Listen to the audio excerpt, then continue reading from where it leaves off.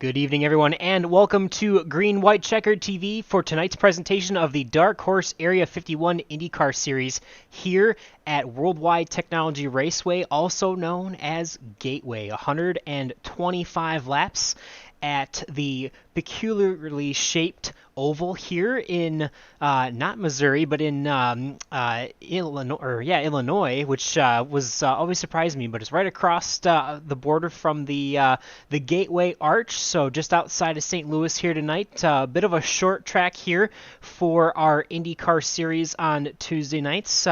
Very excited to be back and running the show for the first time in a while here on Tuesday nights. With me is my good friend Gael Brooks. He will be helping us call the action tonight. Gael, what are you looking forward to the most here on this beautiful Tuesday night? It's going to be a fun one tonight. Selfishly, I think the thing I'm looking forward to the most is seeing that number 51 of Jim Brooks back on track. Love to see him behind the wheel once more. I'll be without his motion rig hooked up because he doesn't need to be getting shaken around or anything like that. But I just love this track, though. It's going to be a lot of fun. Very, very different two turns, how you want to set up for those turns tonight. But again, turn 1, 2, very tight, very tricky with the bank, a little bit more banking. 3 and 4, a lot more flowing, can carry a lot more speed in these cars. So these guys are going to kind of balance between which turns they have, where they're better, where they're worse, having to make those adjustments here tonight. And this hearing field number probably around 35 laps, I believe it was. So I'll have to keep an eye on that field number here this evening. But yeah, it should be a lot of fun tonight and seeing how these guys balance it out for 125 laps tonight. Definitely should be a lot of fun. We'll be looking forward to the race tonight. Going to be interesting for sure. As you mentioned, the track quite different at both ends. I'm sure a lot of these guys are going to be playing quite a bit with those weight jackers and the ARBs to change the balance of the car. Honestly, not even just as the run goes on, but also sometimes in the same lap. So down both straightaways, changing settings to make the car feel differently in both ends of the speedway, because thankfully you can do that with an Indy car. All that downforce and all those tools to help you attack the track better on both ends, as it looks like so far the one who has attacked it the fastest in qualifying here is Jeff Hysong. On the outside provisional, so starting P2 right now would be Nick DeGroot. We do have about a minute and a half left in the lone qualifying session here, so every driver takes his or hers 2 laps by themselves on the track, and then we'll line them up for the race. So is there anyone in particular? I know we've seen a lot of times in this league where certain people kind of rise to the top at these short tracks versus at the mile-and-a-half or bigger tracks, but do you have anyone on your radar that's going to be really strong tonight at what really is a short track for these Indy cars? Well, so you and I talked about just a little bit before going live, and say the one that we would probably be pointing at right off the bat would be Andrew Wood, who's unfortunately not here this evening. Andrew would be the top of my list of ones to watch, but other than him, I'm not sure, honestly, because I feel like it is going to be very difficult to pass, and we've had some good insight as well from one of our racers that have Yari Brupacher saying it's a bit difficult, especially in 3 and 4. Sounds like it's going to make the race pretty interesting also for setting up passes. So sounds like you're going to have to really work hard to get some track position here tonight, so it could make pit strategy a critical one. And of course, I think one thing we mentioned from last time we were here is how difficult pit road entry and exit is. I think that's going to be another one to really watch tonight. But for drivers to focus on, honestly, not sure, but I'm going to say maybe we look at qualifying and look at the kind of the top 2 in the points, and I say kind of points over to that Jeff Hysong, Nick DeGroot for the ones who have been the ones to kind of control the season thus far. Kind of not reaching very far on a limb on that one, but it's going to be fun to see who's able to kind of make those adjustments over the course of tonight. Yeah, and we'll see here who was able to run the fastest lap on the grid. We mentioned Jeff Hysong had the fastest lap at the time, and he was able to hold on for qualifying. So we'll run through that grid here. You mentioned Jeff Hysong already. Second in the points, really close to Nick DeGroot. Obviously, those two are on the front row tonight and in the front row of the standings as well. Really doing a great job this season. I mean, obviously, Nick DeGroot already has 3 wins to his name. We also see a couple drivers up here Gary Corley and Jim Brooks in the second row. Great to see, as you mentioned, Jim back this week. We also have Luis Gonzalez Nunez, who had a great run last week before some troubles mid-race. So hope to see him capitalize on a good starting spot. Along with him is Matt Wagner to his outside. Jari Brubacher and Craig Forsyth will make up the fourth row for the evening, with Eric Peterson and Dylan McIntosh rounding out your top 10. We do also have William Gunn and Joseph Morales on the sixth row. And we'll go through the last few here. We also have Chris Matthews joining us. He is going to be our in-race reporter for Green White Checker TV. You may hear him as a second chair on, I believe, Sunday nights and Thursday nights. So he's definitely one of the guys. We appreciate him joining the race tonight for some in-race action. And to his outside will be one of our Super Speedway drivers, Vicente Guerrero. So excited to see him come through and try to do the IndyCar side of things as well. Rounding out row number 8 will be Chris Gabot and CJ Holloman, as well as, actually, I don't believe Julian Altina will be starting tonight. So those 16 drivers will take to the grid, as we will see the pace car roll off here in just a moment, Gael. Yeah, that's exactly it. Like I said, a few new names, new faces tonight. Like you mentioned, Vicente Guerrero, like I said, one of our regulars on the Super Speedway side. Going to be fun to see him wrangle these Indy cars here around Gateway. And then, yeah, say bringing in Chris Matthews. He was wanting to do a little bit of racing. Chris Jabot as well. Going to be fun to see what those guys have in store for us. They had mentioned these things are a handful here at Gateway. So we'll have to see what goes on here tonight, what those strategies are going to be.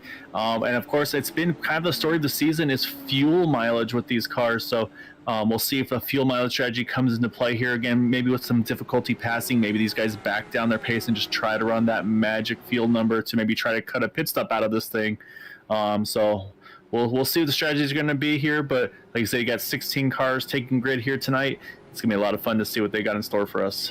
Yeah, for sure. I personally love short track racing in just about any series, no matter what kind of car it is, on dirt, on pavement. It's always fun for me, and it should be a lot of action tonight for sure. I am expecting at least one caution. The last time we were here, we saw so many people struggling to get to pit road, or some people having issues on the pit exit as well, and just general short track racing issues. So should be a blast. We'll see if our two championship front runners can finish up there on the front row tonight after starting P1 and P2. That's Jeff Heisong again and Nick DeGroot.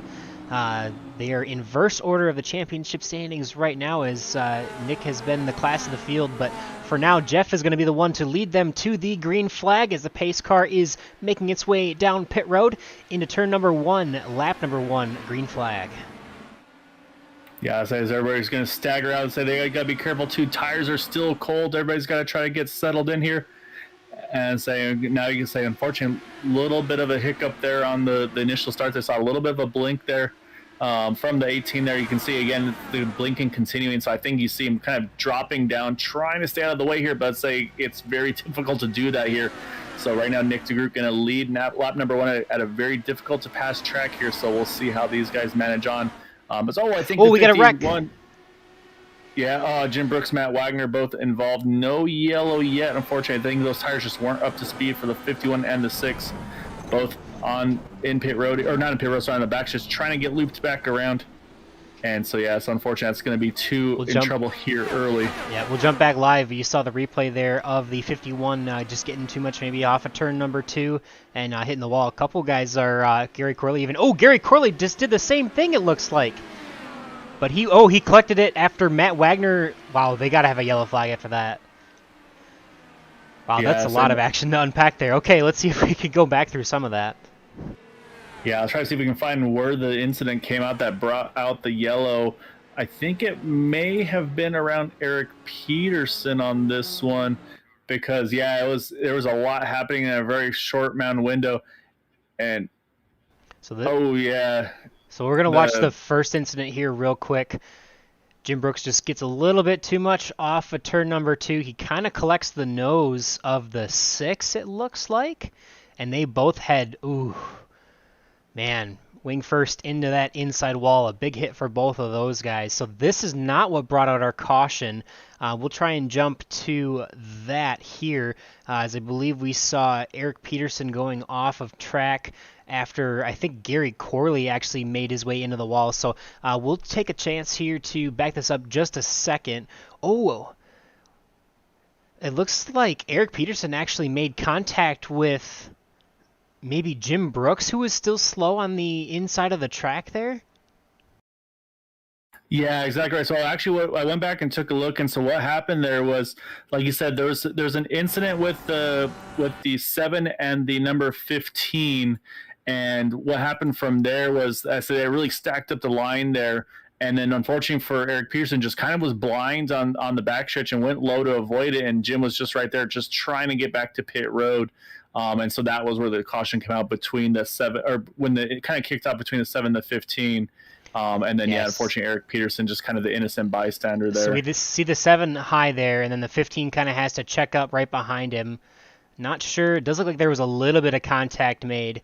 And then we will jump back to, it looked like Eric Peterson here. So we'll jump back to Eric Peterson, who was kind of an innocent bystander. Didn't see the slowing 51 of Jim Brooks. Tried to dive low underneath Gary Corley and just makes big contact with the 51 after the 51 had already wrecked. So unfortunate for both of those guys there. Big hits early on.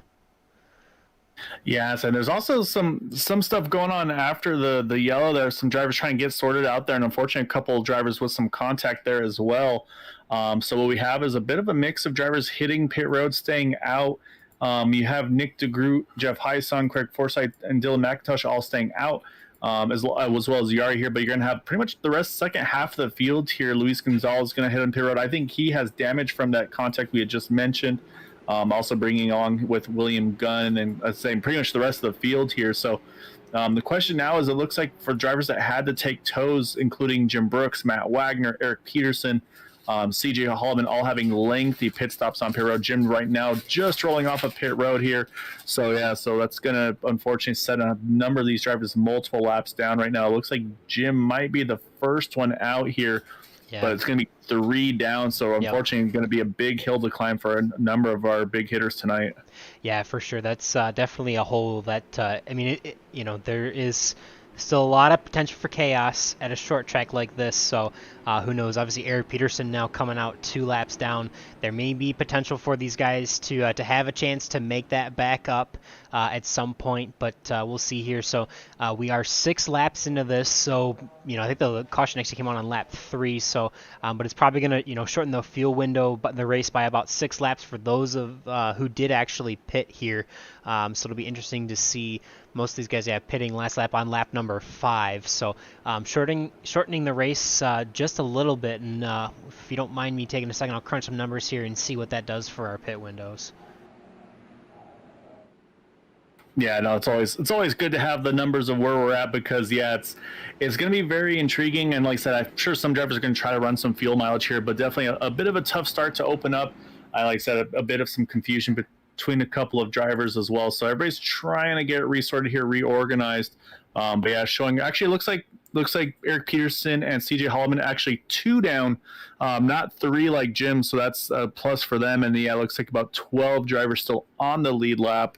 Unfortunately, Matt Wagner still sitting on pit road. I think actually Matt may have retired from the event. I'm not 100% sure, but I'm not seeing him on track at all. Yeah, he may have. Because he jumped to go green. Yeah, he jumped to the pits, so I would have expected him to be back by now, but maybe an early retiree, unfortunately, for the number 6. But as you mentioned, yep, we are about to jump back to green, and Gael, why don't you take it away for the green flag? So yeah, watching Nick DeGroot here, he's got the control of the start, and of course that's going to be the all-important thing for Nick, is to try to get a good start and try to avoid that chase down, because that's where things get real dicey, as he is down and away, as you can see.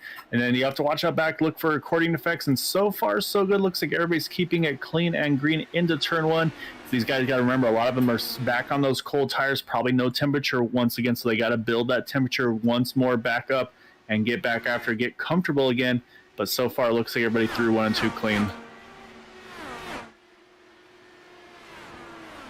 So far, so good as we get back underway. 1 lap in the books after the restart here. Definitely going to start to single file out just a little bit. Definitely, at the short tracks here, I believe what we say about a mile or so less than a mile or so in length for the IndyCar series, considered a short track. So they don't really get much of a draft or a tow at all here. So if you do start to lose, make that gap or increase that gap to the guy in front of you, you're not really going to be able to rely on aero to make that back up. So it really is a true short track even for these Indy cars here, as we do see Nick DeGroot actually running the fastest lap of the race that last lap, and Jeff Heisong and Craig Forsyth within about a tenth to 2/10 of his lap times currently.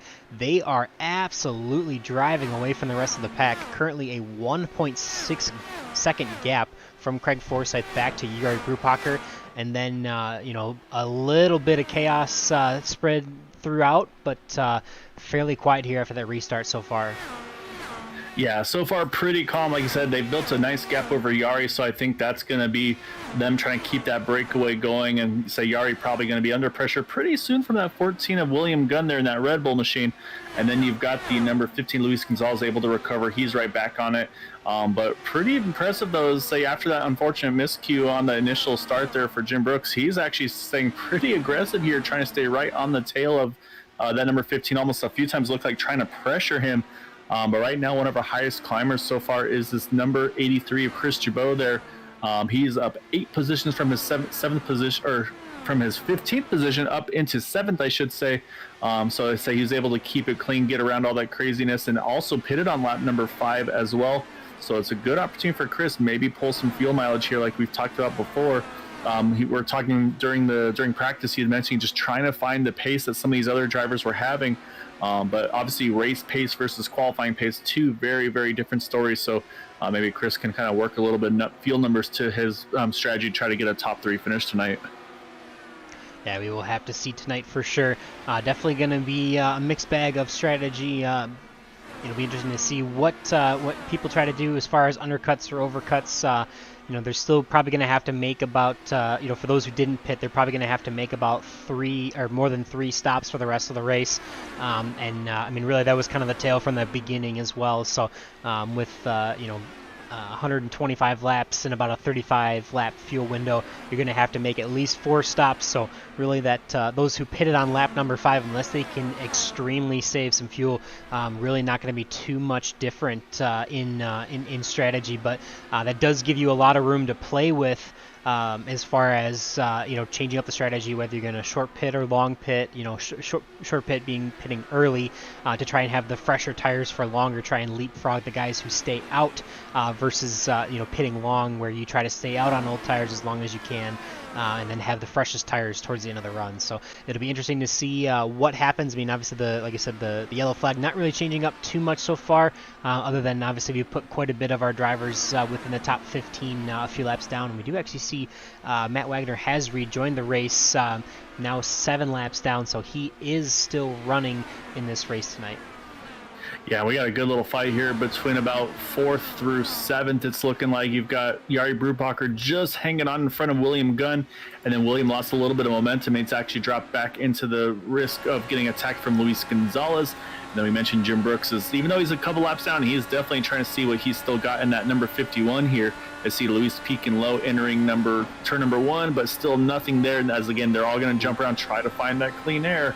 And so right now, Luis, again, under threat from Jim. And then you can see it's bringing in Chris Jabot. It's bringing in Eric Peterson, who's, again, 2 laps down.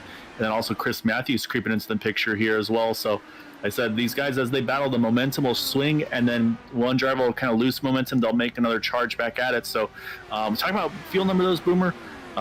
Looking at if you can make it on a 3-stop race, it's going to be about 31, 32 laps is the magic number to make it to, which I was hearing, again, about 35. So I think that's pretty much a guarantee. Should be able to do 3 stops no matter what.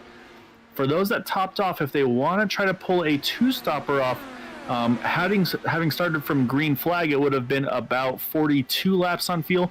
So maybe closer to about 40 or so if they can make these final 2 runs in 40 laps or so on fuel. May be able to pull 1 pit stop away. But that being said, though, This is one of the most treacherous pit road entries and exits here on the circuit. We've seen mistakes happen before, unfortunately, so I would be a little tentative to try that. And I think for pit strategy, though, as well, Boomer, I think I wait as long as possible to pit because I'm just too afraid of a caution to come out and kind of just ruin my race by getting trapped a lap down. Yeah, for sure. We saw that last week where Luis Gonzalez Nunez was one of the first ones to pit and actually made his way onto pit road safely, but the second car who pitted was unfortunately not able to do so, and it trapped Luis down one lap, and really he never recovered from it for the rest of the race. So definitely expect him to be one of the guys to watch these guys try and run as long as possible, not be the first one to pit with this treacherous pit road, but there's not, depends on where you are on the track. Obviously, for the most part, Nick DeGroot here up in the lead doesn't really have a chance to. He's getting a little bit of draft there from Matt Wagner, it looks like, but not really having a chance to save a ton. But it doesn't look like Jeff Heisong or people like Jari Brubacher are having a chance to save either with, over a second gap to the cars in front of those guys. So definitely, we'll see who can run the longest, but definitely not as much of an aero game to save fuel here tonight. Yeah, saying, do need to mention we saw Luis Gonzalez able to get around William Gunn to move up into that top 5. And say now what's happening for William is he is under extreme pressure from that 51 of Jim Brooks. Jim actually going to peak on the inside, and you see right there Luis going to roll out of it. Same thing with Eric Peterson. Eric's going to swing around Chris Chabot. So again, those are passes for position, but those are drivers. Again, they're just going to try to fight hard and get any of their laps back that they can, and probably a little bit of driving frustrated as well for those drivers, either being in the wreck or getting caught up in the wreck. And just like, they don't want to just sit around and ride. They want to see how hard they can push these things. They feel like they had the pace, I feel like, tonight. So that's why you see those moves by the 51 and that 36. And also, importantly, getting them in some clean air to just kind of boost that pace up even further. And right now, look at that, though. Chris Chabot, Chris Matthews, they are right on the back of this thing. And they haven't really run these open wheel cars for a while. Was able to kind of do a little bit of recruiting, if you kind of can say that. Got them into the fields here, and I let them know where they're going to be at. Like, oh, okay, just throw us at one of the more difficult tracks to start off our season here. Thanks, guys. Yes, we have the Chris and Chris show that we will have to be watching here throughout the night, but definitely excited to see some new faces, and obviously our great friend of the broadcast, the Chris Matthews machine of that 92 there. So excited to see those guys run tonight, as looks like William Gunn is starting to fade a little bit more, as Chris Chabot able to get around him as well. So we're going to take a second here now that it's a little bit stretched out. Maybe try and go through the field here. What do you think, Al? I think it's worth the gamble because it's going to be right before pit stop, so I think that's the perfect timing for this one, Boomer. All right, so we will pick up with our leader, Nick DeGroot. Haven't really touched on him too much lately, but he's really been setting the stage here. Now has about a second gap over Jeff Heisong, so consistently running pretty quick laps. He's consistently 1 to 2 tenths faster than this guy, Jeff Heisong, our second place in the race and the point standings as well. And bringing up the top 3 right now, just behind him is Craig Forsyth, who is running very comparable laps to Jeff Heisong. So these 3 in the top 3 have really started to make a huge gap. So it's going to be another 5.5 seconds to get back to Jari Brubacher, who's just making his way onto the backstretch as those guys are entering turn number 3. Here, Jari is sitting in 4th place, up 3 positions from his starting spot of 7th tonight, having a nice clean run so far. Just behind him is Luis Gonzalez Nunez, who's looking to bounce back after a poor run last week. A lot to do, without being his own fault. So hopefully he can, rebound from that last week issues. With behind him will be some of our newer guys, as we've already mentioned. We've got Chris Chabot in this 83 machine, HendrickCars.com. A little tribute to Kyle Larson, maybe there. Good-looking red or blue, red, and white scheme. We did actually have a position change here. William Gunn was actually able to make it around Chris Matthews, so he moves up into the 7th spot and up 4 spots on the night. Behind him, Chris Matthews in the number 92 MSI machine. Nice looking red, white, and black machine there. And a couple more cars in the top 10. Do also have Gary Corley here in the Jimmy Johnson scheme, it looks like. Love to see that in the number 7 machine. Gary is currently down 6 spots, but looking to rebound after some of the contact that he had made earlier. He is currently on the lead lap, about 13 seconds back from our leaders. And we do also have Joseph Morales here in the top 10, as we are actually going to jump real quick. Looks like we do have our first taker for pit road. That's actually going to be Craig Forsyth. So a little bit of strategy there as he comes down to pit road a little early, you think? Yeah, I'm surprised by this. Usually Craig, I think, is kind of the overcut driver, but you're right, though. Craig going for the undercut here this evening in that number 27. So, all right, serious. This is the risk versus reward. And actually, as I say that, next time around, here comes Nick DeGroot, also on pit road. 1 lap later, Jeff Heisong going to stay out. He's going to lead this lap this time. So, yeah, so the pit road window is opening for these guys. This is pitting around 33, 34 with the yellow. So I think that 35 laps on fuel might be actually a little bit optimistic, Boomer, from what they're saying, because this seems early to me. Yeah. Unless maybe taking the or the road course approach, maybe trying to pit a little bit once you're in your window, kind of pitting backwards. So for Craig, though, now he's going to have to try to see if he can cycle out in clean air, and the answer to that is no. He's going to come out right behind Gary Corley, who we were just mentioning. So now that we're going to have to keep a close eye on, though, is where does he come out in relation to Nick DeGroot, who's rolling out of pit road right now. And then also need to mention Jeff Heisong also on pit road, and looks like easily going to clear is that number 89 Nick DeGroot by about 3 lap cars in between them. So great entry and exit for the 89 machine. Yeah, for sure. Nick DeGroot there. He's actually currently working in 10th position now, as we do see Jeff Heisong is going to be coming out of the pits this time. But they are currently 1 lap down to our leaders, so something to keep an eye on if there is a caution that were to come out. So Yari Brupacher is going to bring up the lead, and Luis Gonzalez Nunez will be behind him in second. So the only 3 that stayed out on that last caution were Nick DeGroot, Jeff Heisong, and Craig Forsyth. So they have all pitted. So we might expect to see these guys starting to come in the next 2 to 3 laps here. So Yari Brubacher pitted last on lap 4, and then a lot of other drivers pitted last on lap 5, so came down a second time, I believe, to top off on fuel. So we will see here how this ends up shaking up, but expect more pit stops here in just a moment. Yeah, so right now these guys trying to work their way through traffic who have those fresh tires like Craig Forsyth, Nick DeGroot, Jeff Heisong. So right now Nick's been able to kind of get the best of all of them. He's been able to separate himself by about 1.8 seconds, as my assistant commentator here is very excited about what's happening there. Apologies for the interruption.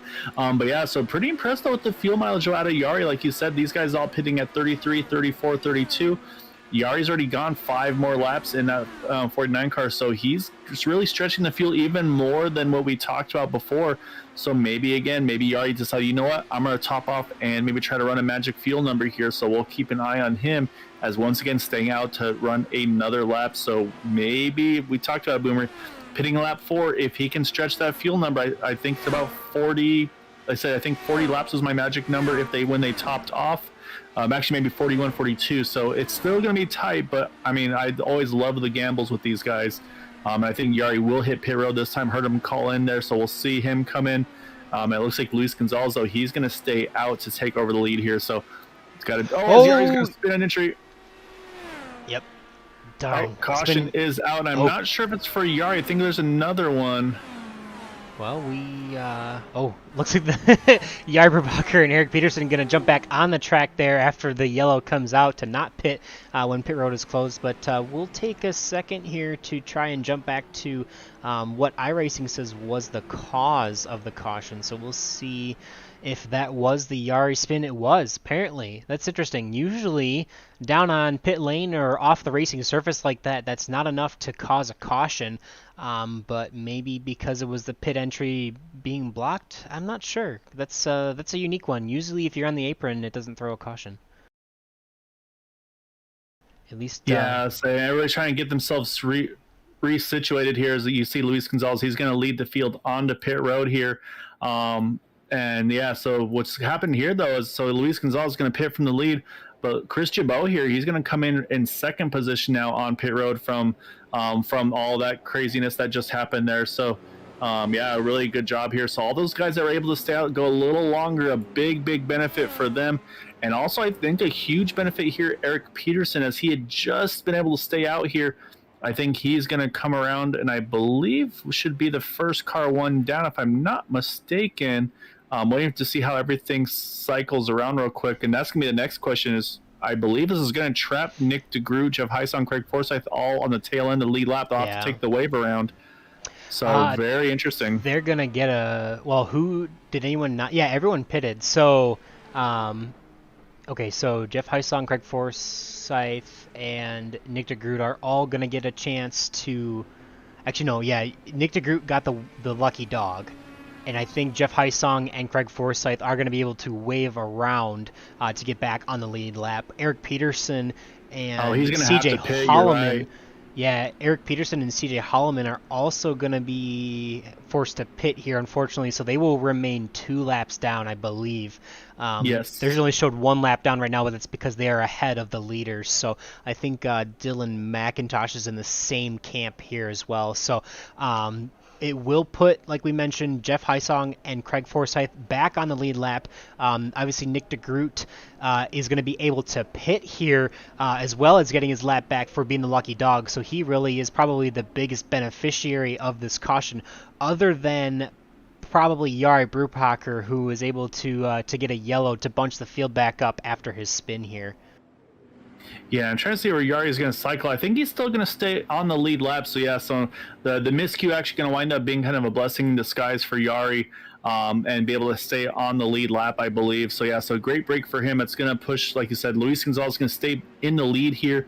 Promotes Chris Jabot all the way up into second spot here in that, like I said, that number 83 HendrickCars.com machine. And, yeah, we're going to see those wave arounds by Jeff Heisong, Craig Forsyth, Jim Brooks. Jim's going to go from 3 down to 2 down that way by. Actually, I believe he'll be. Yeah, it's hard to tell. Well, actually, no, I think. Yeah, we'll wait for the update. Right now, it's showing is that he's 3 down, and it may stay 3 down since he's already in front of the leader. So yeah, we'll wait and see. But yeah, right now it looks like we have 2 drivers, 2 laps down of Eric Peterson and CJ Holloman. That would right now be the lucky dog battle, depending on how things shake out here. So we'll keep an eye and see where that all shakes out. But yeah, right now though, also have Joseph Morales. Actually, he's going to roll in the pit road here, Boomer. He's going to top off this number 6 machine along with Vicente and Jari. I'm going to try to throw some math together here because we're going to restart this thing on lap number 45. So if I'm right, there's going to be about 81 laps to go. That tells me if you can go 41 laps here, you could make this on 1 more stop. So I like this strategy. If you can make it happen, or again, even if you run it long and you get that yellow during pit stop cycle, maybe you trap half the field a lap down. So this will be a fun gamble for some of these drivers. Yeah, for sure. Definitely, we'll run the numbers there, and we'll be watching here as the pace car is lights out, and we'll be pulling onto pit road here this time by. So a beautiful break for Luis Gonzalez Nunez. Definitely had a little bit of trouble with some of the cautions not falling his way and some of the action not falling his way last week. And a bit of a gift here tonight at Gateway. Maybe the racing gods, karma coming back to help him out here, but he is going to be our man on the point, as he's going to be in control of this restart. We mentioned Chris Jabot behind him in second place. William Gunn will be starting third. Chris Matthews and Gary Corley will be our top 5 to restart the running order. And in just a second here, we will see the 15 get up to speed, get up through the gears, and he is away. A nice breakaway from the field in front of the 83 of Chris Jabot. We're maybe take a second here, and we're going to crank it up.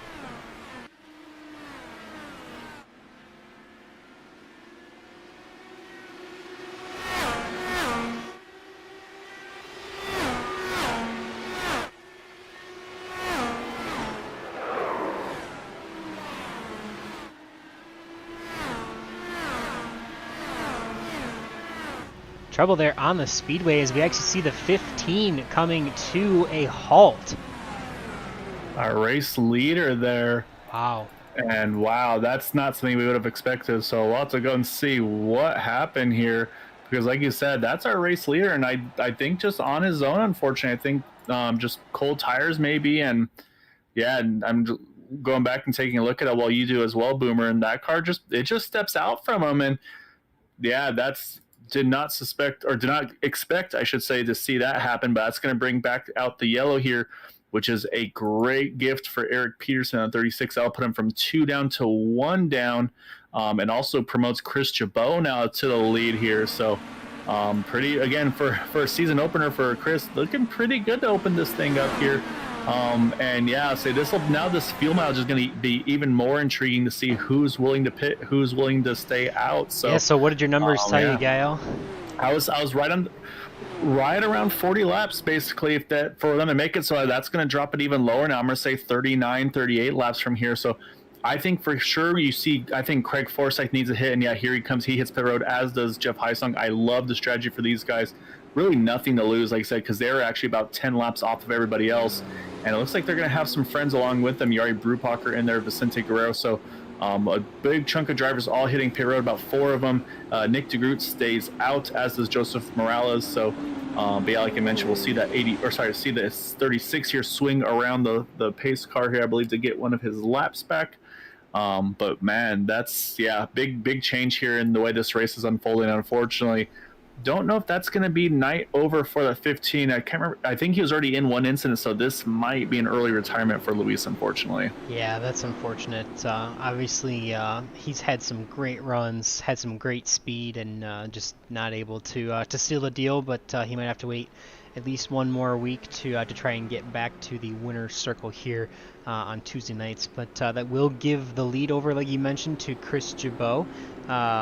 Luis Gonzalez Nunez and Matt Wagner are the only 2 in pit road right now. Definitely helpful to Eric Peterson, as I believe he was the one, like you said, who got one of his 2 laps back. So helpful to him that Craig Forsyth, Jeff Heisung, and the 89 of Nick DeGroot are all back on the lead laps. So yeah, a little bit of craziness here, but we're going to take a second to step away, and we'll be back with the restart in just a few moments.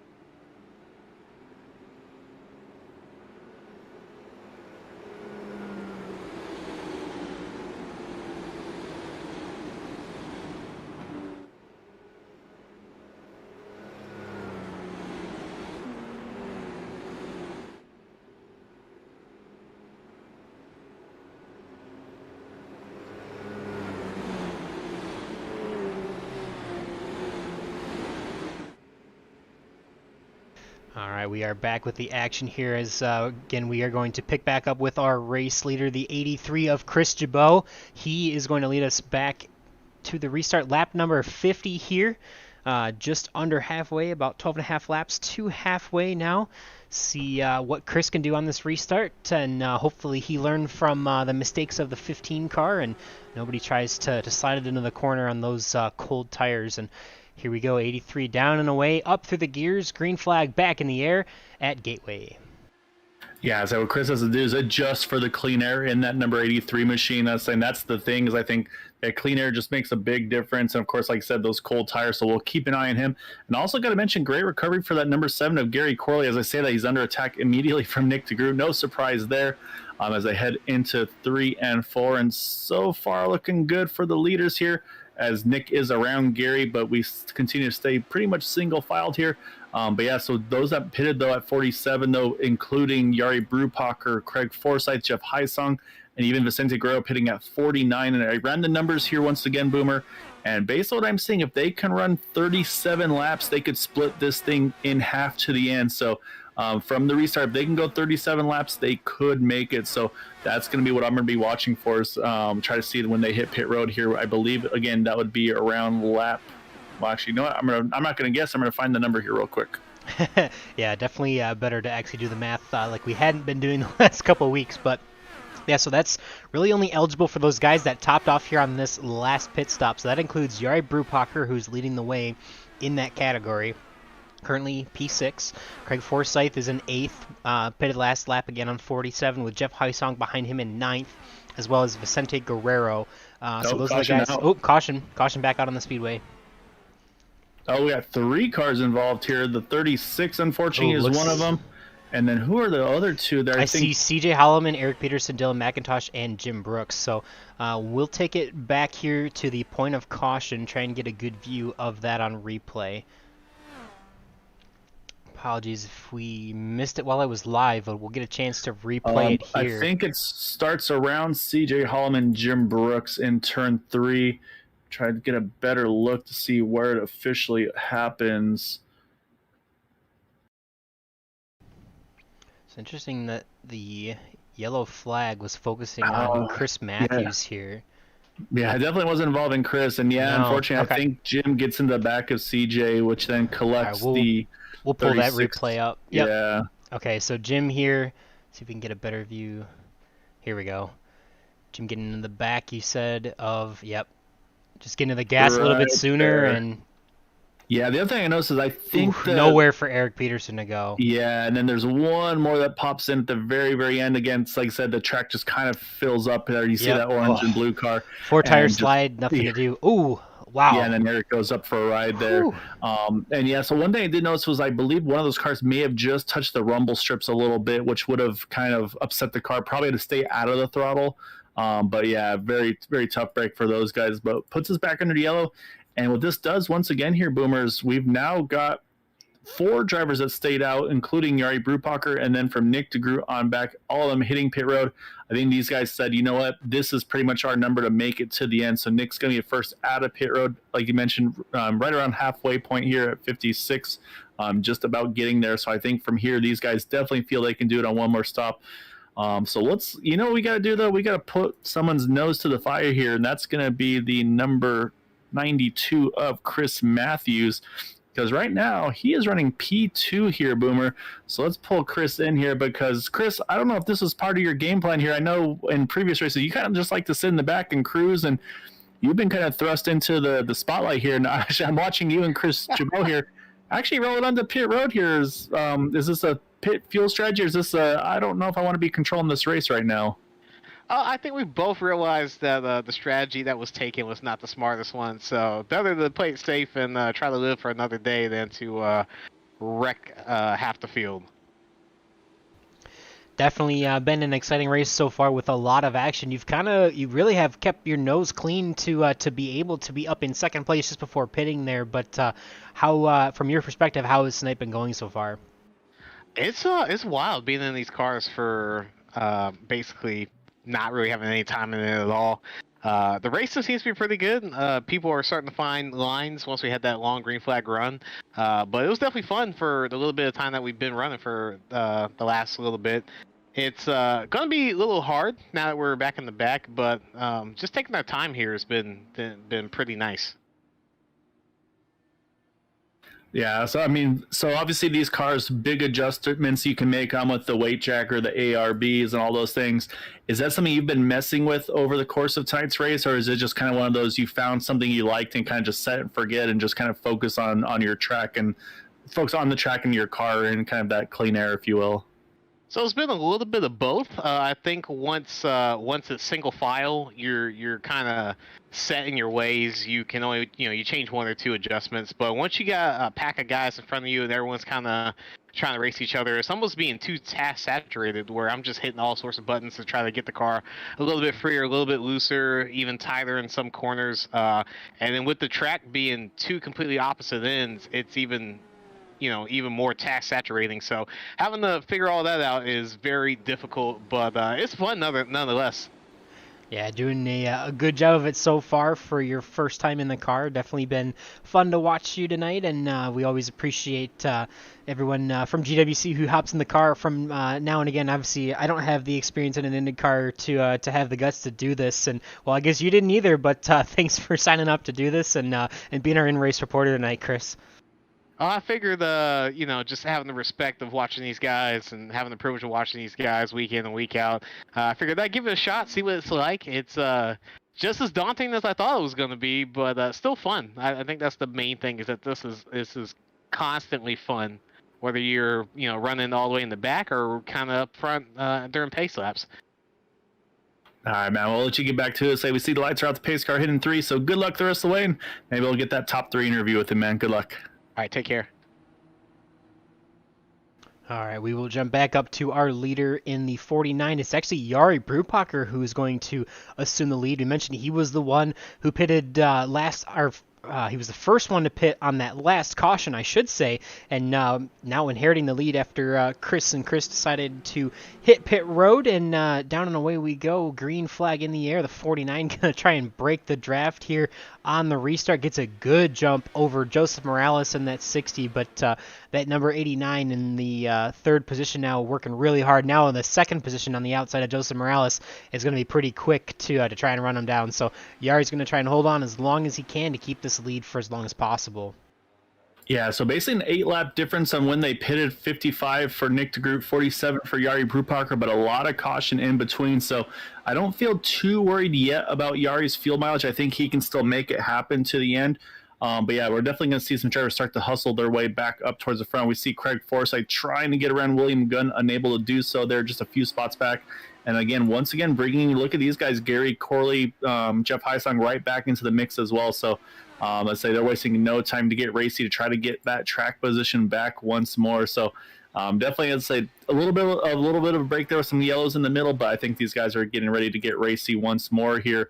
As I said, actually caution is out, and just saw William Gunn in the 14 caught up on that one. I'm not sure what happened there, but we'll have to go back and look. But unfortunately, that's a big hit for that 14. I'm gonna watch it here. Catching back up with him coming across the start-finish line. Might have got a little upset into turn number 1 potentially. But we'll see here, or see him into the braking zone into turn number 1. Starts to dive into the corner, and does he just gets loose on entry? Yep. Yeah, okay, that's what I thought. But yeah, out. Yep, back steps out right in front of Craig. Here. Wow, I don't think they touched. I think Craig able to make a sharp left and just get by there. So. Unfortunately, quick yellow there. Gonna rewind that real quick and see if we can watch that from the perspective of Craig Forsyth. Nice little camera shot here that we can get. See the 14 there getting in pretty hot. Just didn't get it settled down, or wow. Oh, that is close. Man, it's tough because you can't do much. You really can't turn the car much without spinning it out yourself. But Craig got to the rumble strips about as far as you really can safely go. And wow, crazy. Well, I'll say, and while we have him for a second, I'll say let's hear from the driver's mouth. Let's pull Craig Forsyth in here, Boomer, because how close was it for you, Craig? Because it felt really tight for us, and you were just able to squeak underneath it, look like, of that number 14 machine. I mean, is that one of those, obviously you're going to stay up for track position, but if you had the option, is that one of those 4 tires and a new pair of shorts? Yeah, sadly, it took an X for it, took a 2X. No, from what we can see, it doesn't look like it's damaged. Jeff's looked at it. He doesn't think it's damaged. It looks like it's in the right angle, so we're just going to go. We're not coming in, that's for sure. Yeah, for what it's worth here on the broadcast, looks like a net code 2x there for you. The car looks good on our end, but obviously take your other driver's word for it. But yeah, man, having a good race so far. Obviously, kind of got trapped on that pit cycle there towards the beginning, but starting to make your way back up through the field. Now P number 4. What do you think it's going to take to get a top 3 tonight? Well, it was a gamble I was willing to take that gamble early enough that I knew I could make up for it if yellows did happen. I mean, this is a track that often has yellows on the pit cycle, so I knew it was dangerous to do, but I figured it was the only way I could jump Jeff legitimately, because he seemed to have the speed and I couldn't pass him. I don't know what I'm going to have to do here. I'm probably some other pit magic here to get by Joseph. And Nick seems to be able to pull away whenever he wants to. So we're just going to try and throw a rope out and hook onto his rear wing, and maybe we can slow him down. All right, we'll let you go get that rope ready, get back up there with your teammates. So good luck the rest of the way, Craig. Like I said, it's been an eventful one so far, but still got plenty of time to go. Still one pit stop to go as well. So look forward to seeing what you can do with these guys. You betcha, guys.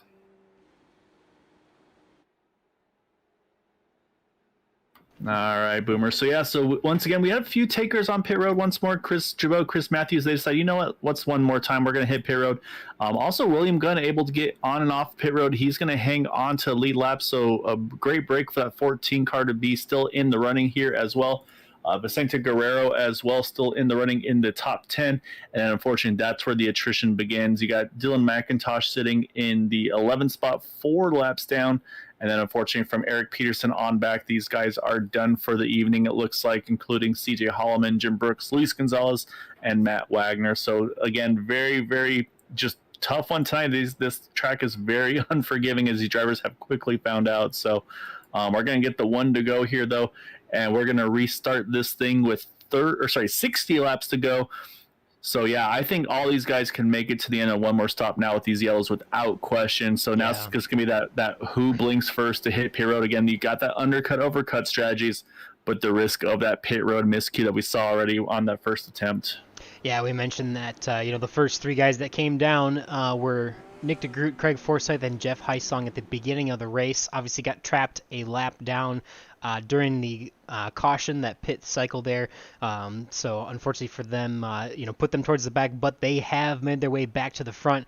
Right now, doing that again, I don't think that you are going to make up from that. Those guys have really been the fastest 3 out on the track all night long. Obviously some other attrition going on to help them get back up to the front, but really been the class of the field. So it'll be interesting to see with Jari Brupacher and Joseph Morales being the ones who pit the longest time ago.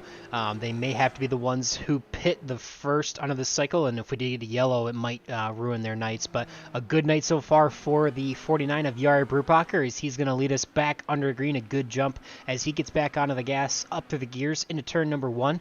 Currently leading Nick DeGroot, Joseph Morales, Craig Forsyth, and Jeff Heisong, your top 5. Again, as Gael mentioned, just over halfway to go. So what do you think it's going to take here, Gael, for the rest of this race here? Do you think it's going to come down to pit strategy or fuel strategy, or do you think it's going to be waiting out and not being either A, the cause of the caution, or not having to pit before the caution? Well, I'll say right now, it's just hanging on to these cars, because that was a bobble for Jari Brupacher out of turn number 3 and 4, but he's able to gather back up, and he's going to go right back after Nick DeGroot. Love the aggression out of Jari here, and this is that risk versus reward for Nick. I mean, again, he's our championship leader. How hard do you want to push here? So Jari hasn't had the season he's been wanting to, so he wants a win in that number 49 car, but it looks like Nick's going to stay aggressive, and he's going to hold that top spot.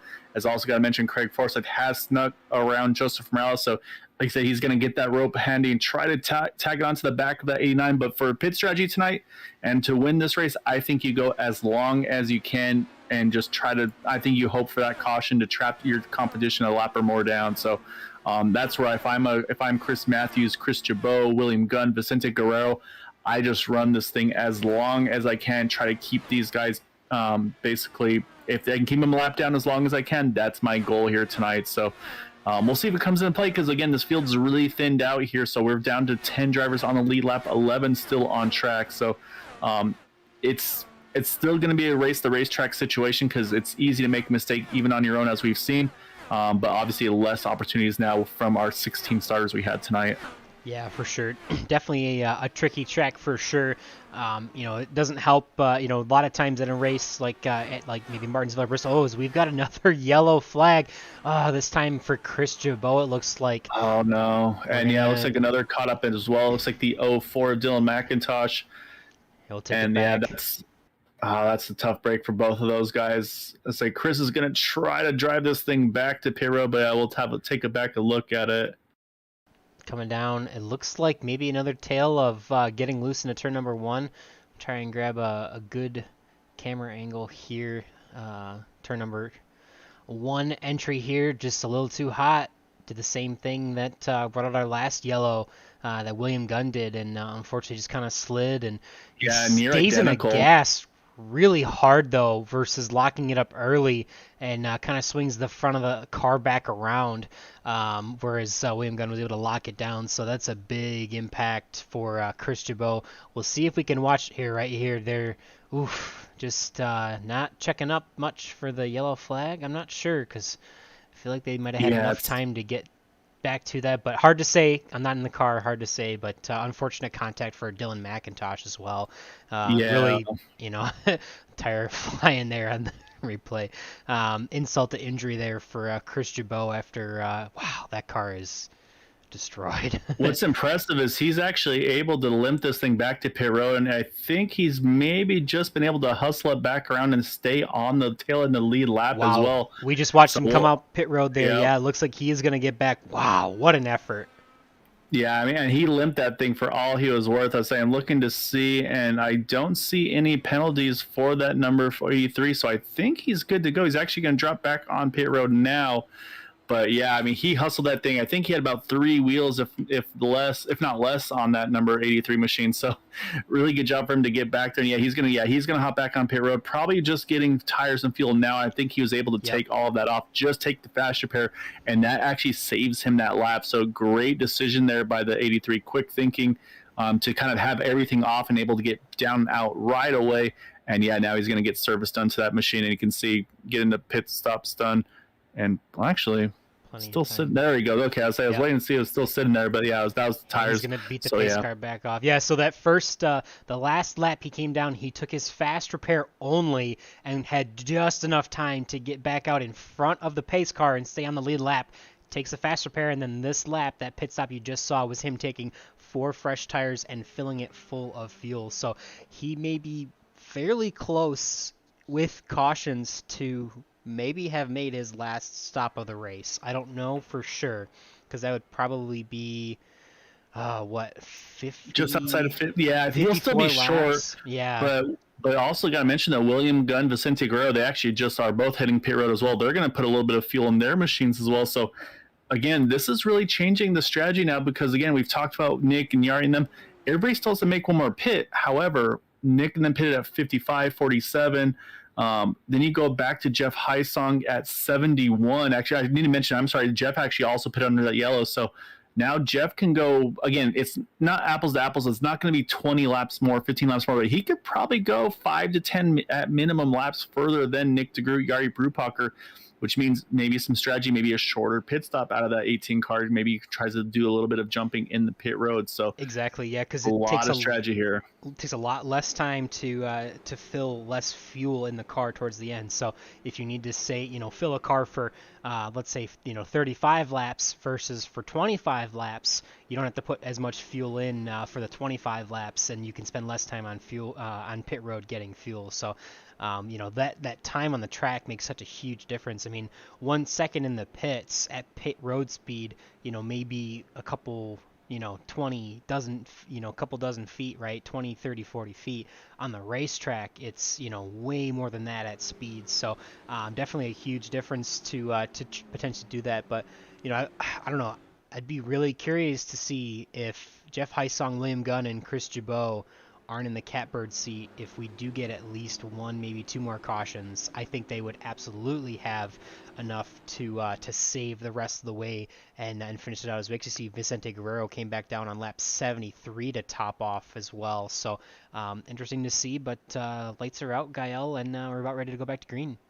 Yeah, this time Nick DeGroot's going to be the control car on this restart. So, yeah, we have a big range of pit windows. Joseph Morales pit all the way back at 43, Yari Brubacher 47, and then like you mentioned, then you got to go all the way to 73 for Vicente. So, I mean, you've got a 70-lap swing. Again, we've kind of hit a little bit of a stretch here with a number of yellows all in a row. Again, I think that's just, again, how difficult this track has been for drivers. I mean, we've seen obviously some contact with one another, but then we've also seen some miscues as Nick gets back on the throttle. And a great start. There's Yari's actually going to lose a lot of momentum here. That's going to open up the door for Craig Forsyth. A great opportunity for Craig here. But can he complete the pass? And the answer is no. He has to lose that momentum on the exit. As Gary Corley actually gets around, it looks like that number 60 of Joseph Morales. And look at Chris Matthews. He's right back at it. I say he was talking about getting to the back where he felt safer, but he is getting racy once he got that opportunity. And then number 92 back into the top 5. And he's got Joseph Morales, Jeff Heisung, who has fresh tires right there as well. So I think for Craig, I think he had to back off there, Boomer, because again, that passing below passing on the left before the start finish line, I believe would be a black flag. So I think Craig actually probably had to back it down to avoid a penalty out of that 27. So also quick heads up thinking for him, which he's going to hate though, because they have really lost that 89 car now.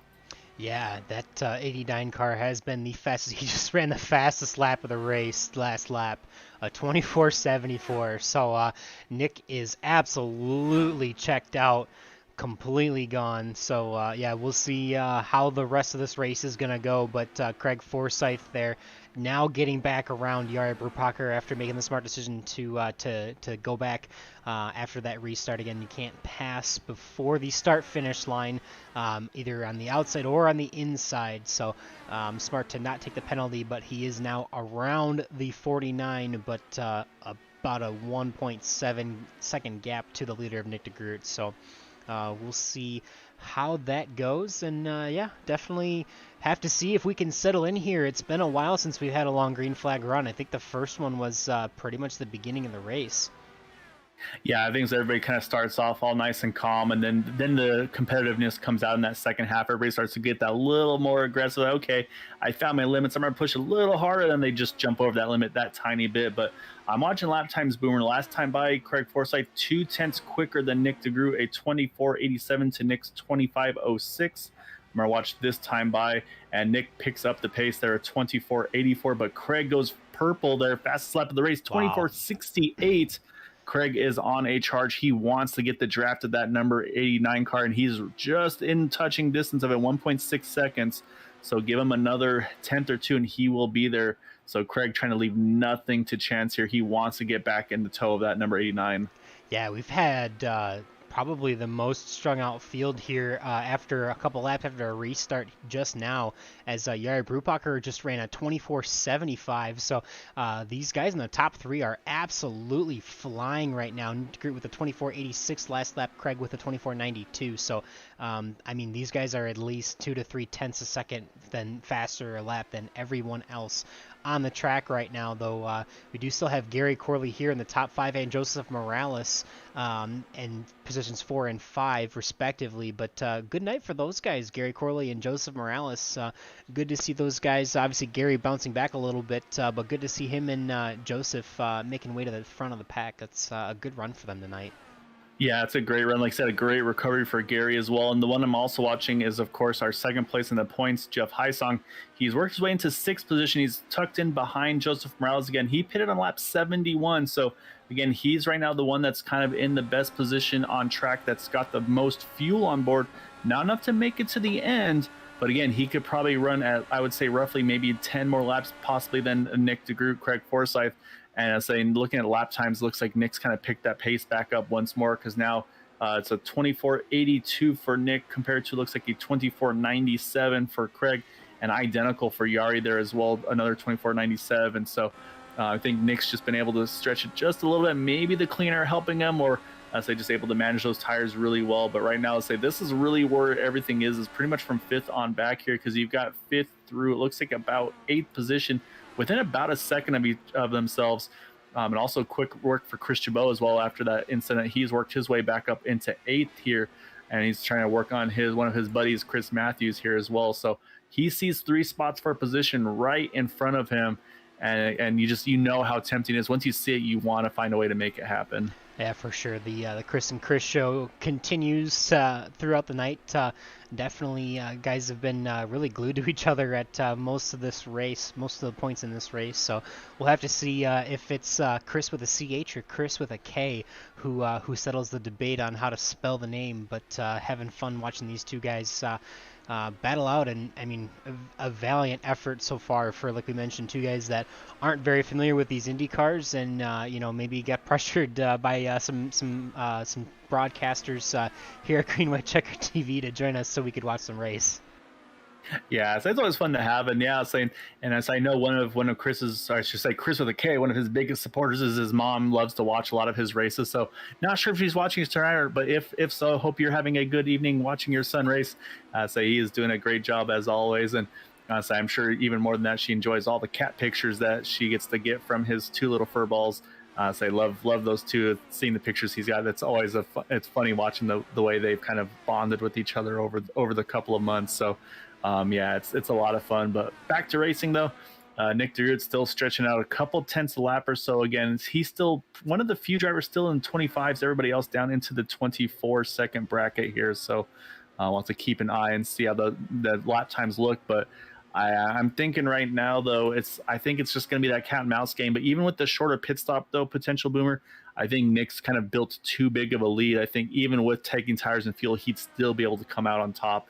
I think that the one thing that could change everything, which again, knock on wood and all those things, I don't want to be the one to jinx it, but a caution in the middle of the pit cycle, I think, is what could change the outcome of this race as they run.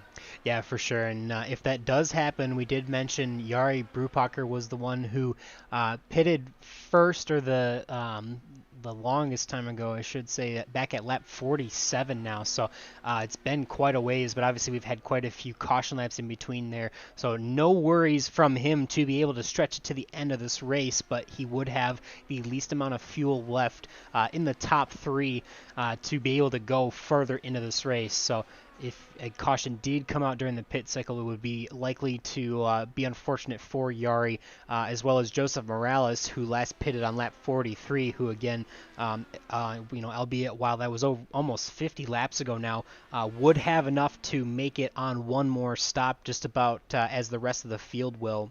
But definitely going to have to, would potentially be caught a lap down if anything were to happen from anyone trying to get onto the pit road after them. But we do actually see one driver in the pits right now, and that's Dylan McIntosh. Looks like he might have actually made some contact.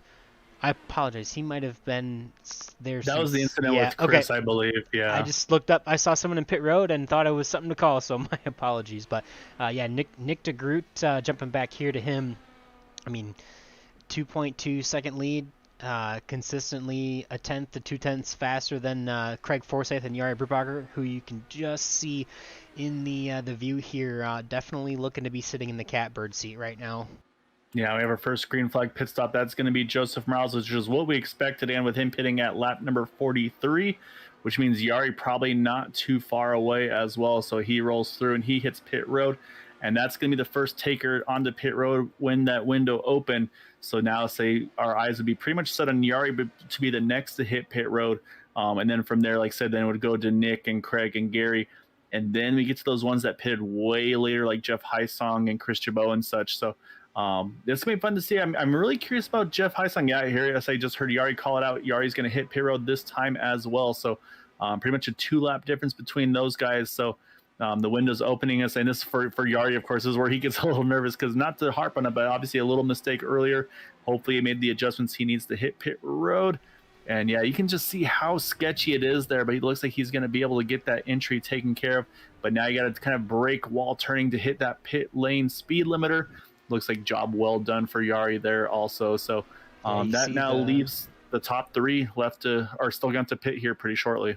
Yeah, for sure. You saw that that little bit of a lockup there at the end. That yellow cone there is actually where pit road speed begins, just inside the pit wall after it goes back to the straightaway there. So you can take advantage of that as much as possible. But obviously, as you mentioned, Yari was a little bit loose there earlier on his pit stop under green before, but thankfully he is up and away without an issue this time. Nick DeGrooten this time. See how he makes his way onto pit road. And you'll see here, trying to get as much as he can before he has to slow down. Right there is where pit speed actually starts. Behind him will be Craig Forsyth. So Craig is monkey see, monkey do. Looks like he gained a little bit there. It's only about a second or so behind Nick DeGroot. So trying to close that gap just a little bit. Obviously, this gap would look bigger on the racetrack. As we mentioned, it's a bigger gap at speed. But Craig trying to do everything he can on this pit entry and exit to try and bridge that gap to the 89. Yeah, now it's all about trying to get on and off pit road through your pit stall as quick as you can. Yeah, there goes Nick, hits the cone, he's away. And there goes Craig, he's away. But very treacherous pit exit now. These guys got to be careful not to get too greedy on the throttle because it's very easy to snap on the exit as well. And so far, Nick's able to get through. Craig's able to get through. So far, so good. I see one hitting pit road once again here, trying to tell which driver that is. I think it's Gary Corley. Corley, yep. We'll pick him up. Looks like he is a little slow on his pit entry, but that's okay. Nice and controlled. Taking no risks. Yeah, absolutely. No risk. Brubacher around. Caution is out. Oh, no. Oh, and he just catches Joseph Morales there in the corner. So Joseph around. We're going to jump back. I'm sorry, not Joseph Morales. I'm sorry. That was Vicente Guerrero that I believe got caught a piece of that one. And this is exactly what I was afraid of, Boomer. This changes everything here because now the question is, like you said, this is an interesting situation now, Boomer. So as I see, have the replay pulled up, and say you can see Yari entering 3, and surprisingly, just snaps out around. We saw it in turn 1 earlier with 2 of the drivers. Now in 3, you can see Matt Wagner just making some laps.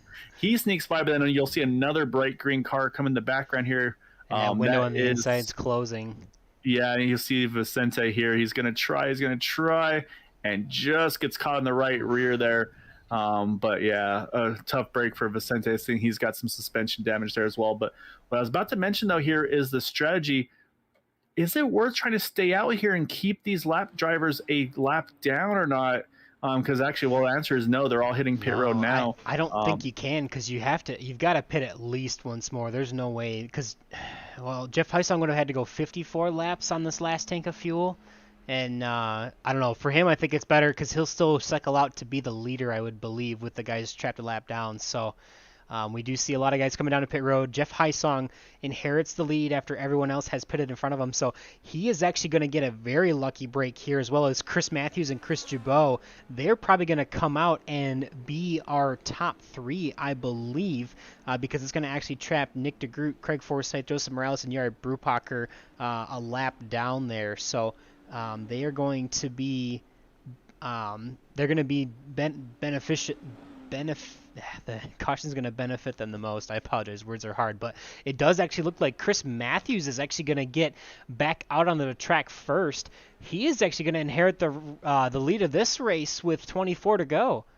Yeah, our new leader here, then number 92, Chris Matthews, Chris Jabot right behind him as well. So great job by those two. Unfortunately, a little bit of a miscue. I'm not sure for Jeff Heisong. Looking at his pit lane time, it was 40.25 for Chris Matthews, 40.20 for Chris Jabot, 42.75 for Jeff Heisong. So about 2 seconds longer.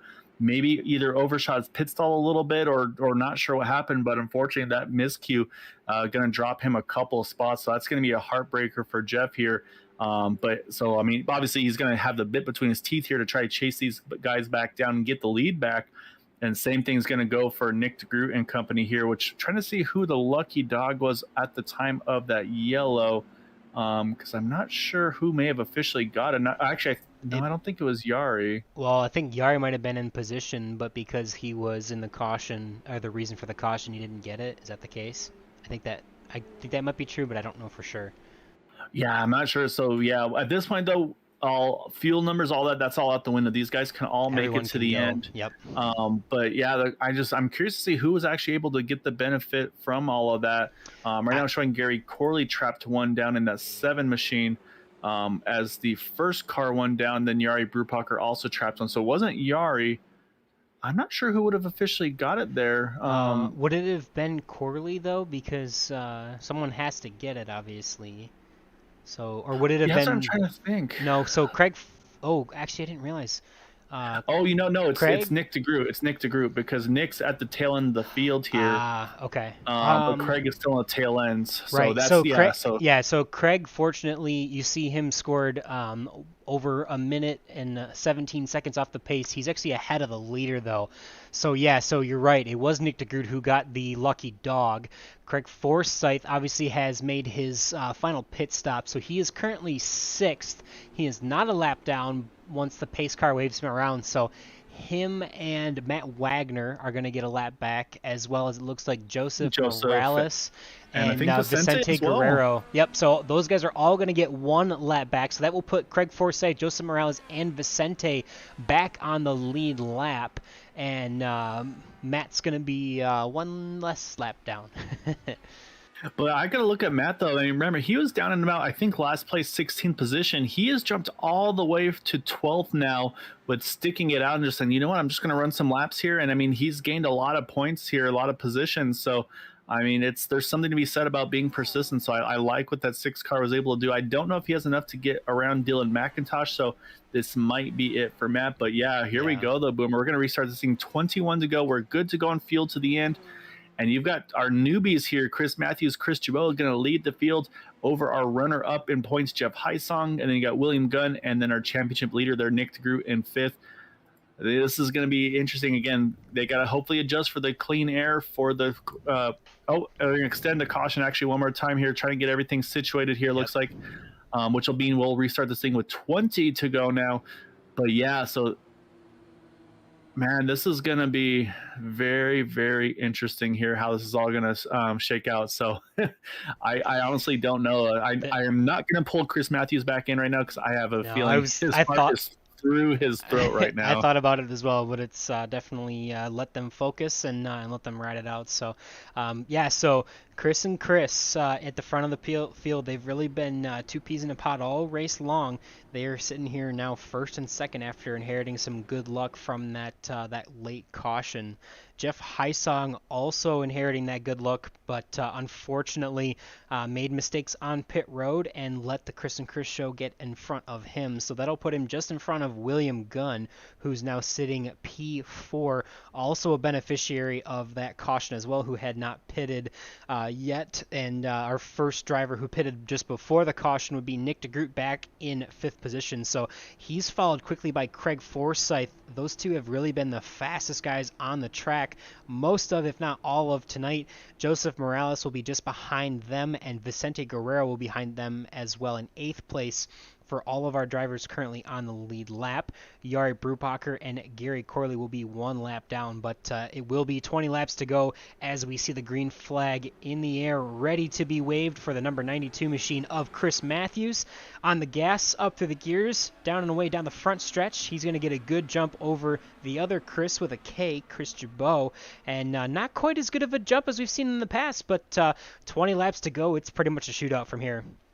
Yeah, 20 lap shootout here to the end, and Nick DeGroot already under attack here from Craig Forsyth from the 7 as well of Gary Corley. As you see, there's those 2 that took the wave around. So they are side by side. Craig's actually going to get the point here as there's Nick trying to cross him over. These guys aren't done here. They are going to battle after here, but Craig's going to hang on to it for that 5th position. And then up front, Chris Matthews is able to hold the lead. Chris Jabot has been passed by Jeff Heisong. Move Jeff now up into 2nd. Again, Jeff's going to want to try to remedy that pit road miscue and get to the front here as these guys are getting a little wobbly. I think they're driving these things as hard as they can. As here comes also Yari Brupacher trying to get around William Gunn. Again, Yari is 1 down here, but he's trying to keep Gary Corley behind him. So you got that mix of lap cars, lead lap cars, and it gets all that much more dicey. So We're getting to it, though. These laps will click by quickly here as we're going to come around 17 to go next time. Yeah, so this is definitely a big advantage, again, for Jeff Heisong, able to make quick work of Chris Jabot up to the runner-up position. He's only one spot away from his qualifying position of P1 tonight. Chris Matthews up 12 spots, leading the race currently. Chris Jabot, we mentioned, in third already, or back to third now, up 12 spots as well. So we'll have to see. As of right now, this could be good for Jeff Heisong if Nick de Groot is caught back there in the action. He is currently 4 spots ahead of Nick de Groot, which is definitely helpful in the championship standings, as Nick has really been the class of the field so far. So we're going to see if this 89 machine has anything left to try and make a charge toward the front, as we do actually see Craig Forsyth getting around William Gunn and the lap car of Jari Brupacher. So promote Craig to the 4th position with 16 laps to go. They are definitely 2 of the fastest cars out on the track still, as we see this last lap by Craig Forsyth running a 25 flat. Craig Forsyth a 25 flat. Chris Jabot actually a 24.99, and then everyone else behind them quite a bit slower. So this top 4 with the cleaner air at the front of the pack is definitely making very, very quick work of these 15 laps to go. Yeah, no, Craig is on a tear right now. He's been able to separate himself from Nick de Groot as well, so this is big for Craig. He's able to get a little bit of fresh air on that car. But yeah, it's all closing up front, though, because you can see Jeff Heisong, he's closed up on Chris Matthews, and then Chris Jabot starting to close back up on Jeff Heisong as well. So these guys are all starting to accordion back together here as we're going to come around to 13 to go. And it's anybody's guess. I say this is where Jeff's going to feel like, okay, I got the experience with these cars. I know the adjustments I need to make. I say Chris is going to be one of those ones like, oh, so a little loose there for that 92 on the entry of 1 and 2, hangs on to it, but you can see lost a lot of momentum. And here comes Jeff Heisong. He's going to try to take a look, I think, entering 3. Yeah, he tried to take a look entering 1, but just wasn't there. And now he's there. He's on the inside. He's going to try and slide job the 92. Not quite. He's going to just barely get in front of him. Looks like, no, he's going to give him the room. Very kindly and graciously, the 18 lets the 92 back to his outside, so they're going to enter side by side into turn number 1. Both of them are going to have mostly clean air, as it looks like the 92 gets a little bit tight, has to back out of it, but he's going to be joined by his other friend, Chris Jabot here, who is trying to continue to battle for this podium place tonight. Jeff Heisong promoted to the 1st position, but we do see the 27 of Craig Forsyth now closing in on this podium spot. He wants a piece of this action to try and get back up to those podium placings where he was running towards the beginning of the race. Yeah, exactly right. Craig has got these guys, and the more they fight, the better chance Craig has of trying to leapfrog them. But you kind of get into that drive train, it makes it tough to pass on the straightaways, and that's why it was so important for Jeff to do what he did there to get around Chris Matthews. But you can see, though, he got around him, but he has not left him yet. So all not done for that number 18 as here comes Craig Forsyth. He's going to take a look underneath Chris Jabot entering 1. Again, we've seen the inside line is shorter, but the momentum shifts to the outside, but Craig able to do both. And here comes Chris going to try to cross him over. Not quite. Has to fall back in line. As Chris Matthews, though, he's working on the lead here. Yeah, you could tell the 83 there just got a little bit tight off the corner and just couldn't quite make the crossover work, but that will promote Craig Forsyth now to the podium placings with Chris Matthews and Jeff Heisong just ahead of him. So Chris Matthews still battling really hard with the 18 of Jeff Heisong here, not really able to let him get away, but as you mentioned, it's going to bode well for Craig Forsyth, who's trying to jump back up there and try and give it his shot at this now not just a podium placing, but maybe a runner-up or a potentially win for the evening. Yeah, I think Chris is playing a little bit of poker with us here because, look at him working the outside. Yeah, look at that run on the outside. He's going to make it stick. It looks like he's going to have the advantage down into 3. See if he can make it stick around the outside, get that pass made on the 18, but there comes the 27 now, just close. They've been battling hard, and Craig Forsyth actually 0.3 of a second faster than either of the guys in front of him that last lap because of that battle. This is amazing. Yeah, say Craig is right there. Chris Jabot is right back in the mix as well. These guys are going tooth and nail. Again, Chris is really working the top side so well over Jeff Heisong, but he has to be careful because if he gives up too much space, that's going to happen right there as Craig Forsyth is going to take the inside line away. Oh, he gets a little... All about the momentum. Yep, a little bit of aero wash, a little bit of aero tight, and he's not going to make the pass stick, but he's going to have to try and get a little bit more momentum going back. And you know who's really loving this is the 18 of Jeff Hysong. Now with 6 laps to go, he's inheriting the lead, and he's enjoying watching the guys in his mirror now race each other. And hopefully that might let him get away, as he was about a 10th of a second faster than Chris Matthews and Craig Forsyth behind him. So Jeff Hysong hoping to check out here, as he is now currently about 0.4 of a second ahead of this second place battle. Yeah, they're going to have to regroup for another lap or so. And like I said, the more that Craig and Chris fight, the happier Jeff is going to be. But, man, Chris has found something in that second lane through 1 and 2. He built so much momentum on the exit. It's made a big, big difference. But like I said, right now, seems like they've kind of settled in a little bit. I wonder if those tires have just gotten a little bit too much heat in them. Maybe just getting the tires aren't able to offset the aero wash, if you will. But Craig is right there in the gearbox of that 92. Entering turn number 1, we'll see Craig's going to take a look. But again, the momentum shift to the outside is going to go back to the 93, it looks like. And here comes Chris Jabot ready to try to pounce on Craig as well.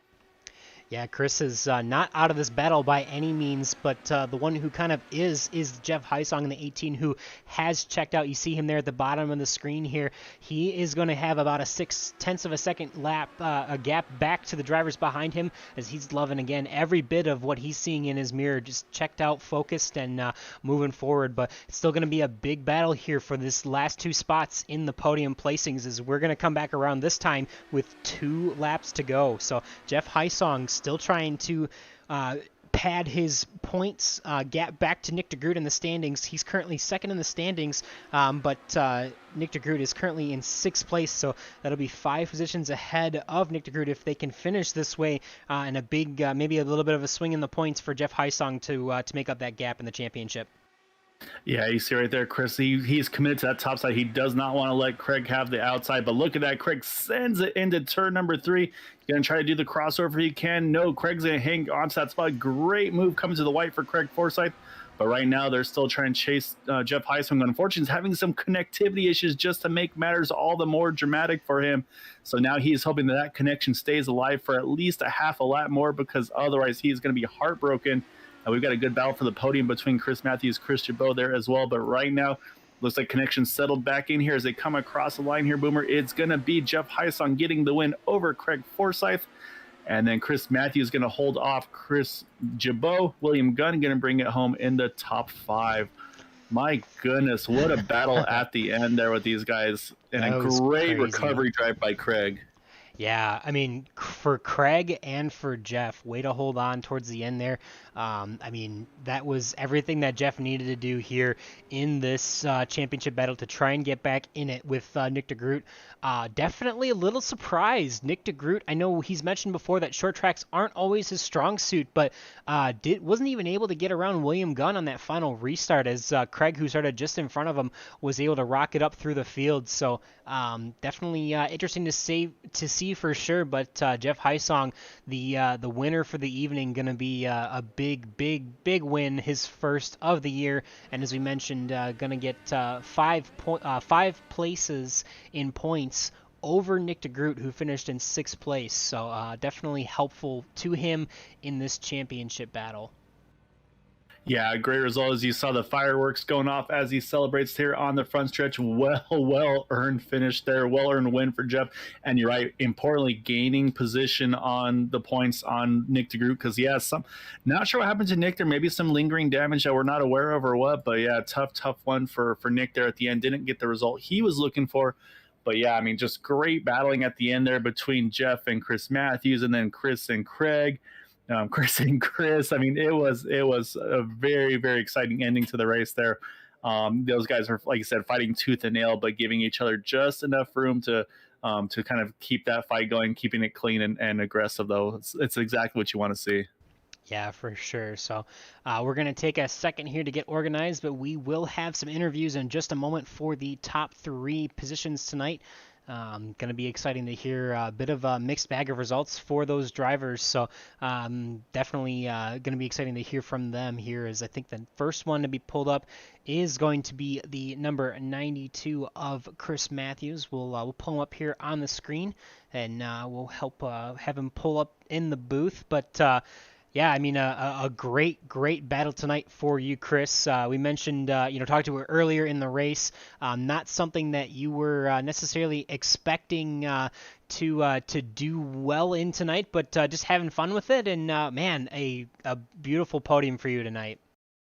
I'm gonna be honest. Didn't think that was in the cards. I thought I'd be up in the booth or already changing the race suit, before lap 10. So, um, very fortunate to come away with a podium finish. I didn't foresee myself doing that, but I had fun the whole way. I didn't. It took me a long time to get dialed into the car, but eventually got it, and I was trying to do something.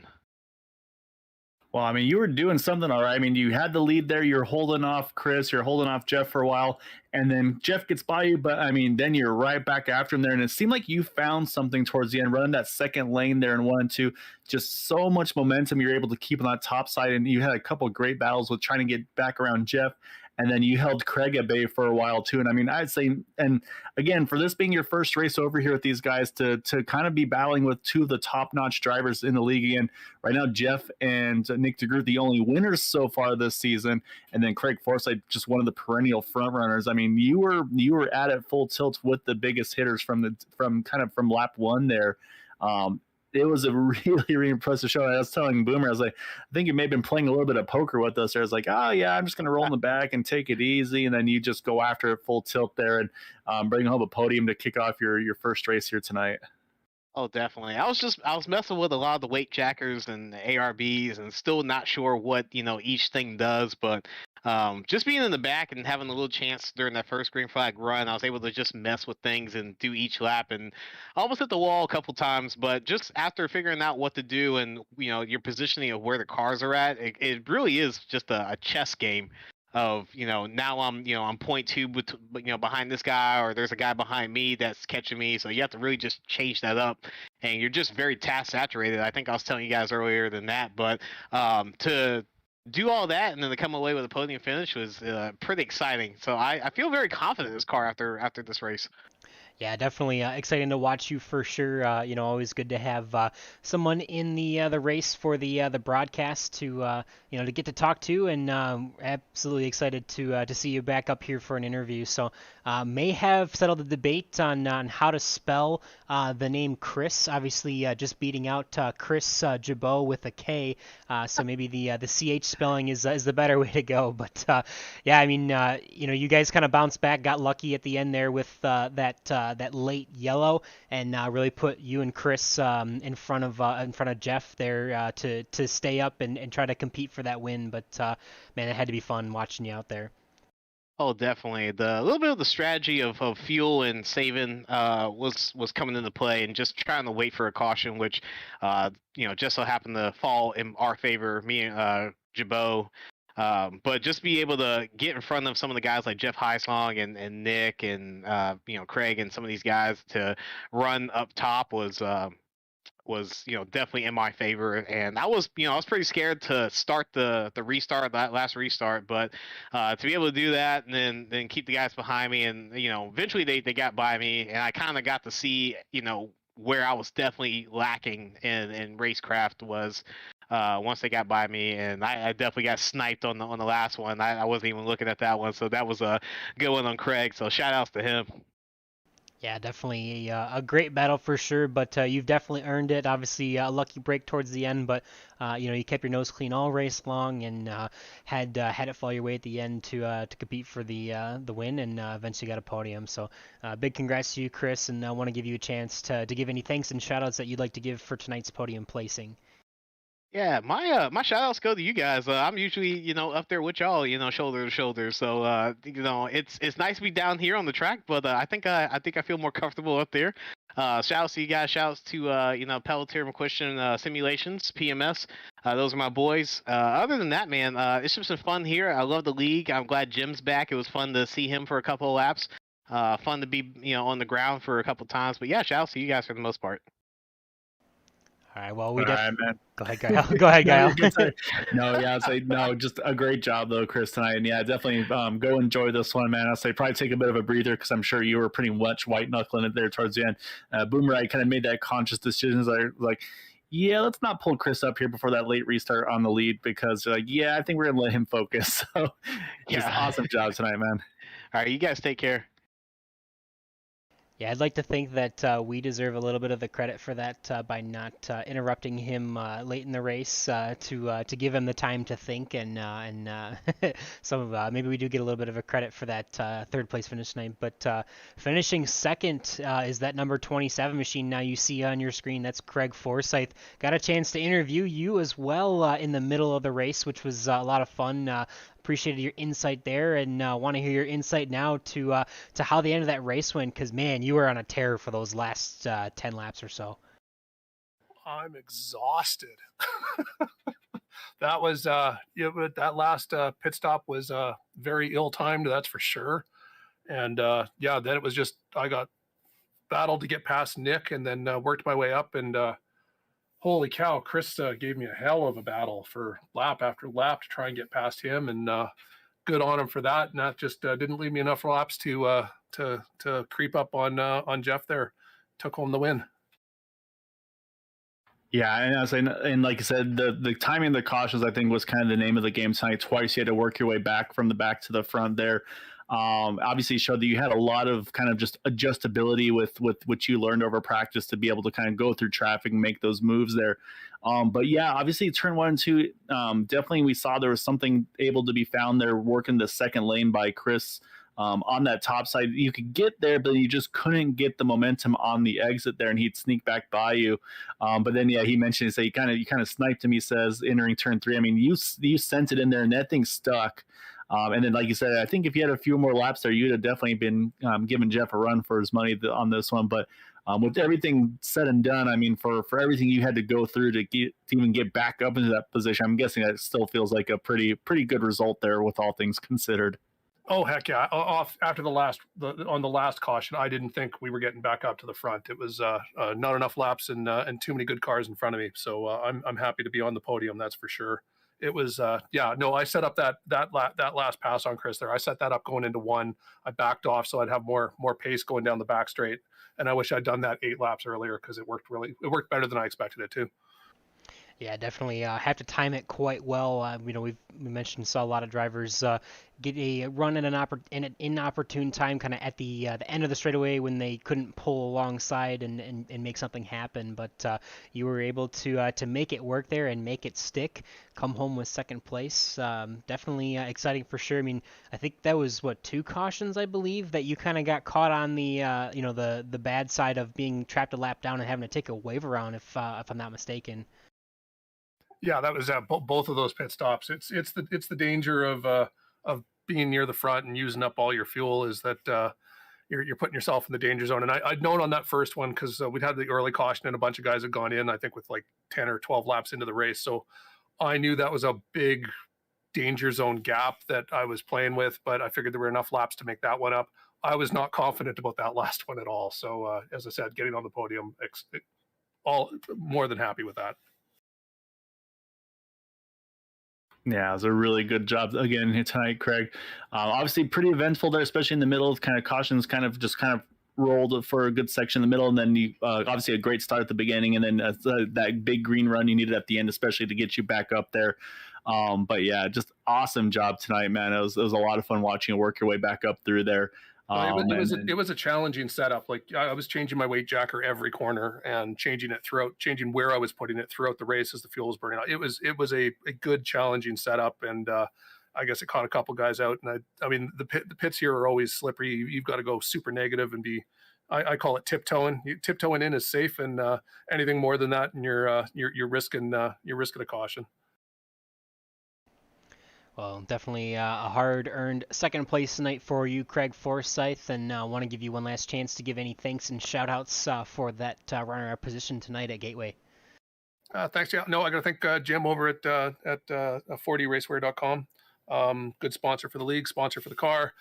We got a discount code for the league, I believe, for the drivers, and he's a good guy to have sponsoring everything, and of course you guys over at Green White Checkers, you and Boomer and Guile. I should say both your names. I shouldn't say you and Guile. No worries. I was like, good bunch of guys in the league. I mean, it was a bit of sour grapes tonight. I know just a lot of unfortunate incidents, but this is a track that generates that type of stuff. So got lucky to avoid. I mean, came really close a couple times to being wiped out. So it's sink or swim at this track, and a lot of times when you're sinking, it's not even your fault that the anchor got tied to you. Yeah, for sure, definitely surviving some of the chaos and also making some of your own luck by a hard charge late at the end there to get back into that second place. But a great job tonight for you, Craig. Thanks. Have a good night. Stay safe. All right, so that will do it for second and third place. We do still have to bring up our winner. That was the number 18 machine of Jeff Hysong. Definitely an up and down night for just about everyone, but Jeff being able to be the one at the end capitalizing on it, and it was quite exciting to see you battle your way back through the field and got an opportune caution there at the end, and was able to get the lead and never look back.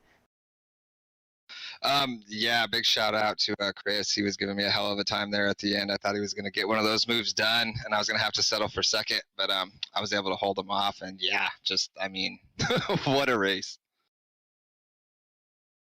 Yeah, and I think that's exactly it.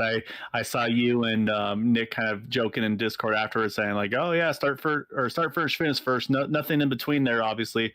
But I mean, so we got to go back to that final pit stop because you did have to come out behind both Chris's actually there, able to get around the 83 there pretty quick and set sight on Chris Matthews in the 92.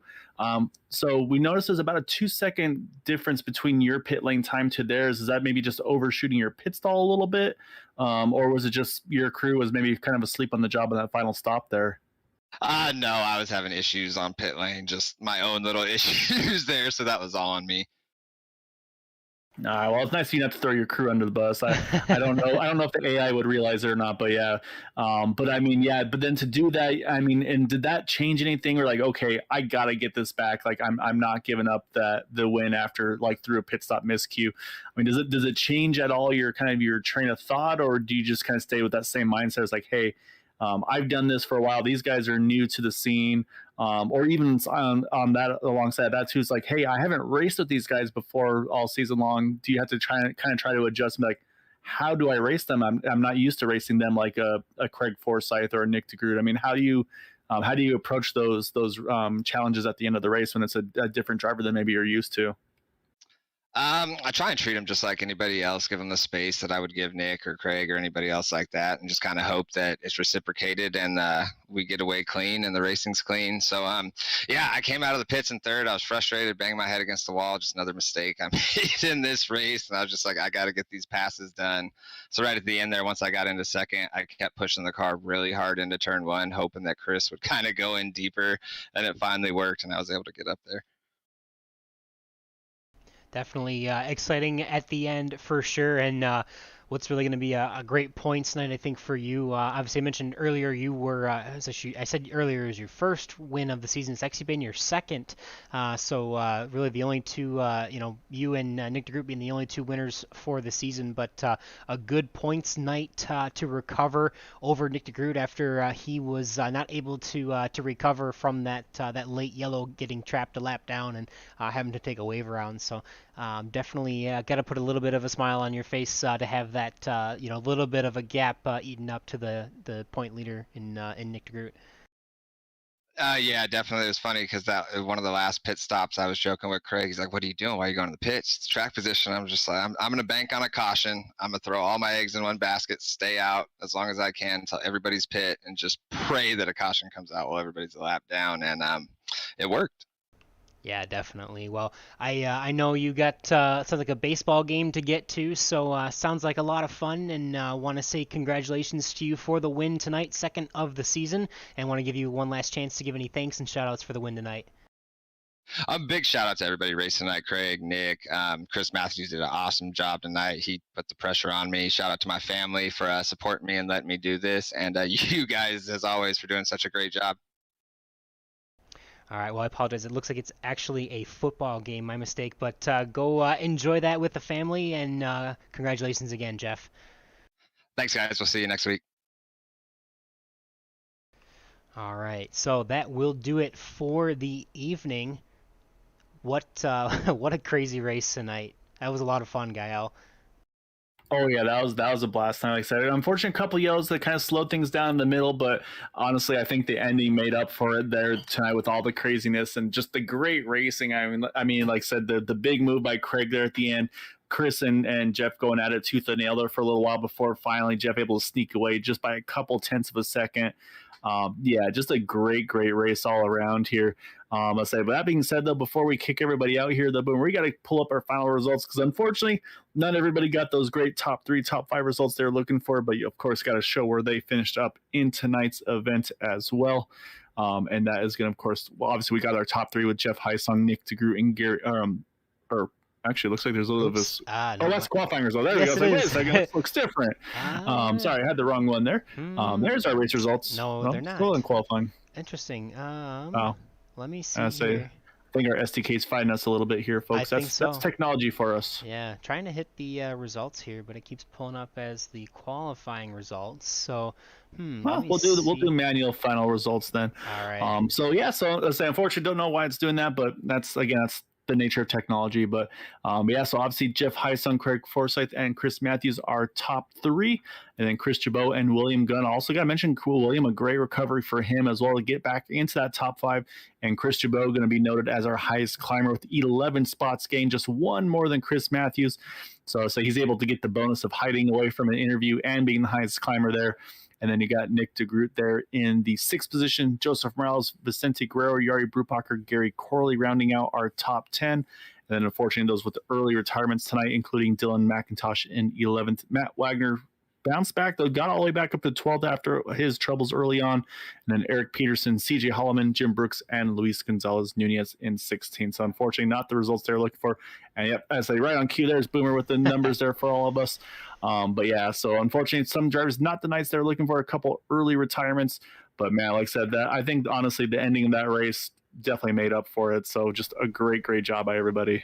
Yeah, for sure. Definitely an exciting battle and lots of chaos, which is always fun to call. But I have to applaud the drivers for able to get about a 20-lap run to the finish there. So that always makes it fun and enjoyable to see something like that. And I mean, we really saw some great battles in those last 20 laps, which made everything from tonight, all the crazy action, worth it for sure. So definitely, as apologies, we pull up the race results now. You can look back through those after Gael has already mentioned. But yeah, definitely. Exciting for sure. An extension of the points. Probably not an extension, but maybe a decrease in the points lead for Nick DeGroot as Jeff Heisong takes the win. Our only 2 winners from this season, as Craig Forsyth has been knocking on the door all season long, trying to get his first win. Maybe try and see him do that maybe next week, but we'll have to wait until then. Definitely also saw some great battles from the Chris and Chris show, Chris Matthews and Chris Chabot. Appreciate those guys coming out tonight, and yeah, I mean, mixed bag of results throughout the field. Obviously, wasn't expecting to see Nick DeGroot as far back, but William Gunn in the top 5, a great run. So, all sorts of craziness all over the place, and I had a blast, Kyle. Yeah, so this was a fun one for sure. And I'm saying this again, it's just a story of what's going to be kind of coming up the rest of the way here. Because I say we're not even halfway through this thing. We're going to have a lot more fun in these coming weeks, because next week I say it's going to be another challenge for these guys after tonight at Worldwide Technology. We're going to go full tilt here next week over. Oh, actually, no, that's the wrong series. Let's go to the right schedule there. So I'm pulling everything up wrong here as well on my side. Here's the correct series. After tonight, Worldwide, we go to Kansas Speedway on September 13th. And then we're going to go to the road course at Spa over the ocean there. I say Formula One just competed there a few weeks ago, so that'll be a fun one as well. So, yeah, Kansas will be an interesting one. Of course, we're used to the Cup cars kind of wanting to run the top groove there. I don't think that's going to be the case for the Indy cars, but it will be interesting to see how that progressive banking behaves with these guys. Yeah, for sure. Definitely going to be exciting. And I mean, the championship battle is still heating up. We've still got, it's still looks like it's going to be a two-car or a two-horse race so far, but there's still time for people like Craig Forsyth to turn up the heat and continue to charge towards that championship. So going to be a fun battle, and as always, the action's going to be right here on Green White Checkered TV. Make sure to be back next week on Tuesday.